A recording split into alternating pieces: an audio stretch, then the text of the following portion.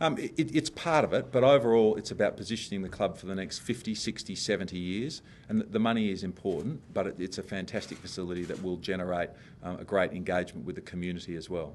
There's obviously going to be a lot of backlash from some of the people in Fremantle to keep Freo and Freo people in particular. What do you say to those people? I understand why people are passionate about Fremantle, but we've got to look for the Fremantle Dockers Football Club, the best future for the club, and not just about the city of Fremantle. We are going to maintain a presence and engagement with Fremantle at our current location, which is really important to the club and really important for the city. And I've heard the Mayor on the radio this morning talking about that, and he's happy with that as well. What I'd say to the members there, we had a recent member election. There was a candidate who ran specifically on that platform, and that candidate was unsuccessful. I'm getting a lot of positive feedback, so I don't just want to take minority negative feedback. We're getting a lot of positive feedback about this because our members want to see the club successful. They want to see us successful on-field and off-field, and this is part of that. When you talked about the greater Fremantle region, I saw that press release and mentioned a minute ago, is that kind of a way of selling it, that this is part of Fremantle or an extended area of Fremantle? I think it is, and you've got to look at our membership base. We are the Fremantle Dockers Football Club, but our members come from all over Western Australia and all over the metro area. So we think this is part of that greater area. And in terms, just to add to that, in terms of the board decision some time ago to look at alternative sites to do our due diligence on, those sites were restricted to the greater Fremantle area, and Cockburn Central West stood out as the outstanding alternative, and has proven to be so in the process that followed. Was there any particular sites that you looked at and compared, maybe this is how you're doing, maybe St Kilda and Seaford or something like that? Was there anything similar? We look at all of them, but this is unique, and this is a first of its kind. This is an elite club using a community facility and integrating itself with a community facility, and that's really driven this opportunity that we're signing off on today. The scale and scope of these facilities are unheard of in the country. $107 million facility, that's well beyond what we see across the AFL and indeed other codes. The AFL are extremely positive about this outcome and are very pleased for not just our football club but for the code.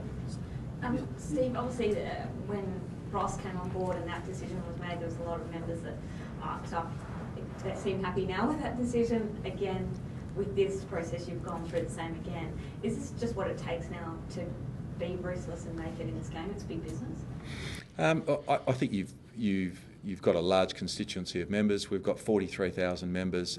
Occasionally we do things and take action. It's impossible to please 43,000, but I think people have seen in the last 12 months a change in the club, a change in the culture of the club, and feel that we're heading in a more successful fashion.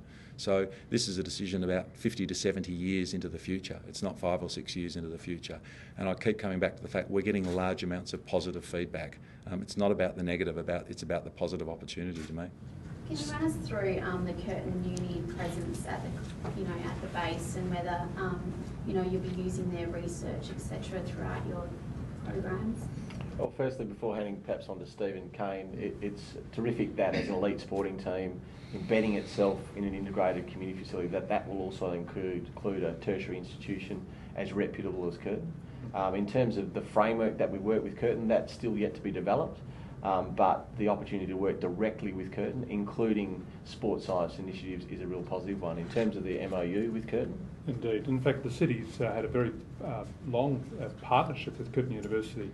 At the integrated health facility across the way, we're partnering with them to allow for their medical students to be placed in their GP practice and other students to be placed in different parts of that business. So bringing Curtin here is just a natural extension of that. We see they've got a very important part to play, because this facility is not just for the Fremantle Football Club but other elite athletes in the area. So the West Australian Institute of Sport will be partnered with us in terms of delivery, as will other organisations like wheelchair basketball, and really reaching out to a variety of sporting clubs across the district.